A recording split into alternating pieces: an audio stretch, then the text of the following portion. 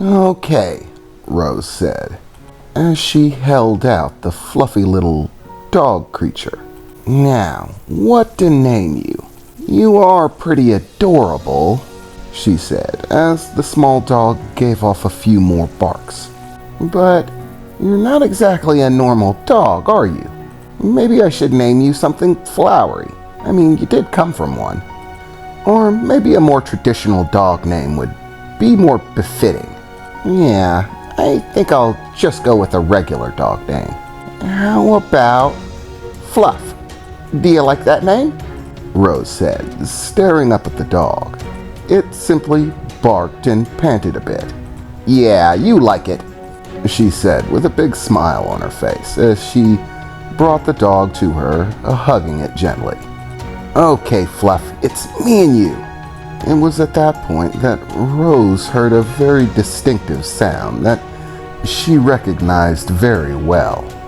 It was the growling of her stomach. She was hungry. Man, I guess I worked up an appetite with all that growing stuff and making fluff. My stomach hasn't growled that loud in a long time. I suppose I haven't been snacking like I usually have. Well, it's fine, Rose, her mother replied. Why don't you take a trip back to the cabin and make yourself something to eat? Oh, but Rose, her mother said, trying to get her attention a bit more.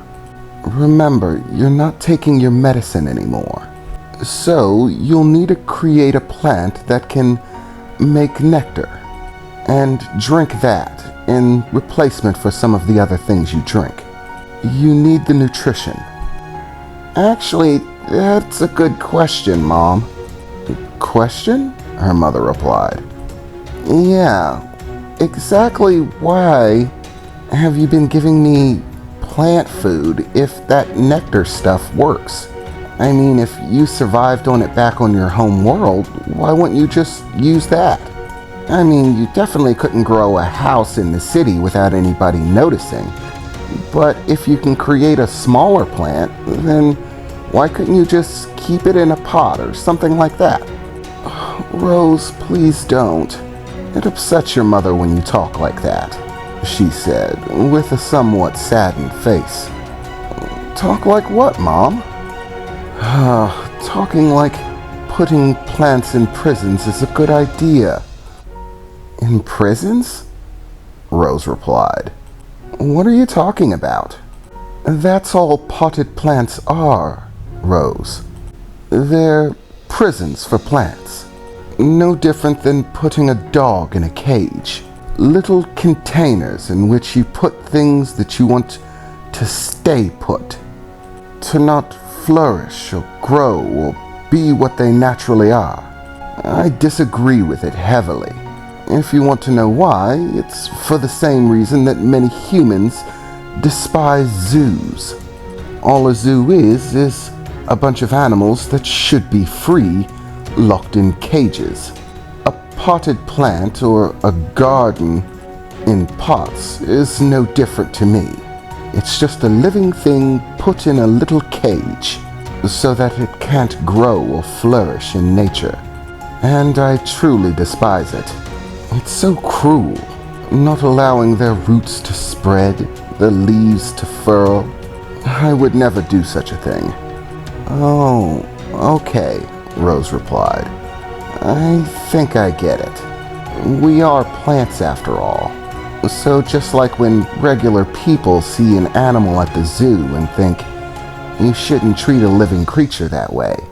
You see a plant in a pot and think of it as another living being, just like you. Because it is. Maybe it's not as evolved as we are, but it's still a living thing.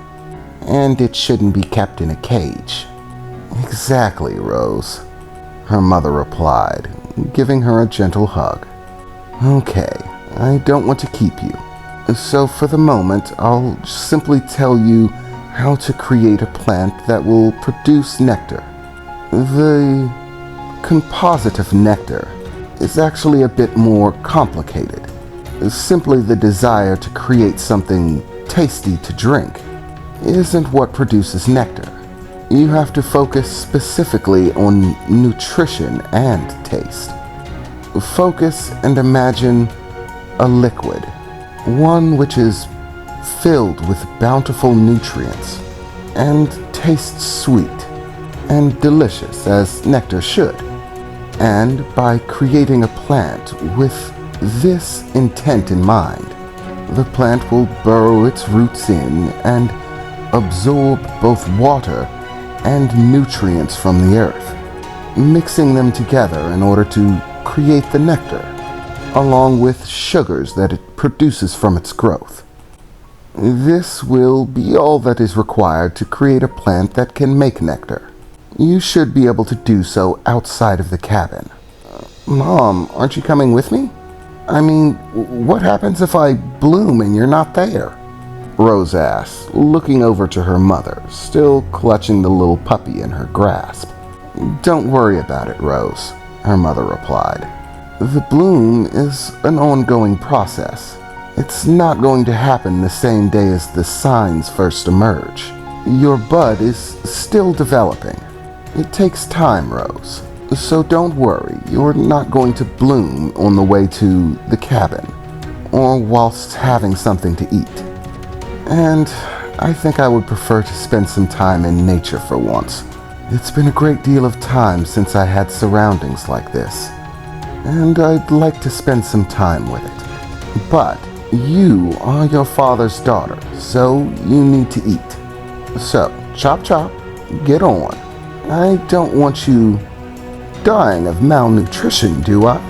What kind of a mother would allow such a thing? Now, go on and get yourself something to eat, Rose. And if you don't feel like taking a rest there at the cabin, you can find me here. And don't worry about losing your way. Remember, you're a part of nature and can sense and perceive through nature's eyes. Finding me should be a simple task. You can never lose your way in nature when you are a part of it. Okay, Mom, Rose said, standing to her feet and placing Puff down on the floor. Okay, Fluff, follow me. We're gonna get something to eat, she said as she ran off, back in the direction that they entered this clearing, and heading back for the cabin, as the fluffy yellow little dog barked and followed along, its little legs skittering behind Rose rapidly. Rose eventually made it to the cabin after about 20 minutes of walking. She had to stop a few times to check her direction, attune with nature, and ensure that she was heading the right way. She was actually becoming better at it, no longer having to kneel down and actually touch the grass in order to connect. Her feet on the ground was more than enough, and she was getting faster at it, becoming easier each time she did it, and eventually arrived back at the cabin, seeing that stone entryway with the wooden door, opening it up into the much more modern interior, as the fluffy yellow dog followed right behind. After entering, she did a bit of searching through the refrigerator, finding that it was fully stocked, and must have been recent, as there wasn't a single thing out of date. Her stomach continued to growl as she stared into the fridge. She felt very hungry, hungrier than she'd felt in years, which she once again surmised was most likely because of all of the, well, magical nature powers, she thought to herself.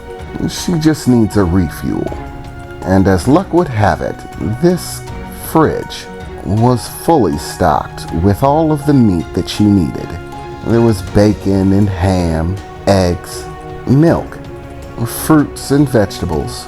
So Rose made quick time of starting to make something to eat. And she decided that making a few sandwiches would probably fill her up. But a simple sandwich in and of itself seemed a bit dinky.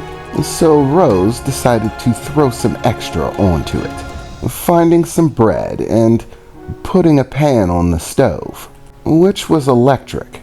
Rose stopped for a second to think about where exactly the electricity for this house was coming from, but figured it didn't really matter so long as there was electricity. So, in quick order, Rose cooked up an ample amount of bacon, all whilst chopping up some tomatoes, lettuce, collecting some ham from the fridge, a bit of turkey as well. It was very well stocked, along with some mayonnaise. The bread that they had was also fairly wide in variety.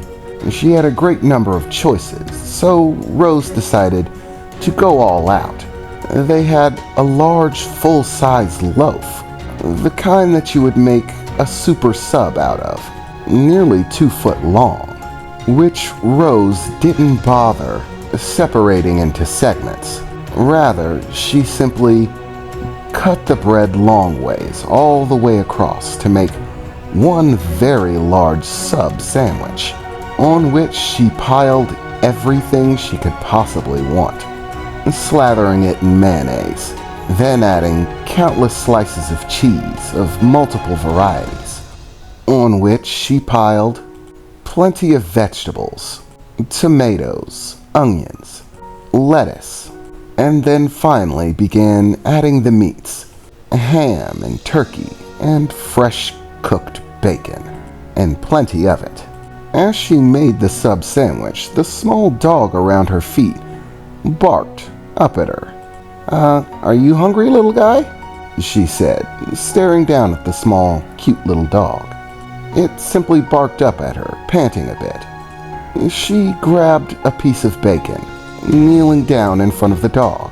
The dog, without any hesitation whatsoever, snatched the piece of bacon and began eating it, its tiny little teeth crunching away. "Well, I guess you're hungry too, aren't you? And would you look at that? I guess you're like me. You're a carnivorous plant, aren't you?" she said, petting the fluffy, cute little dog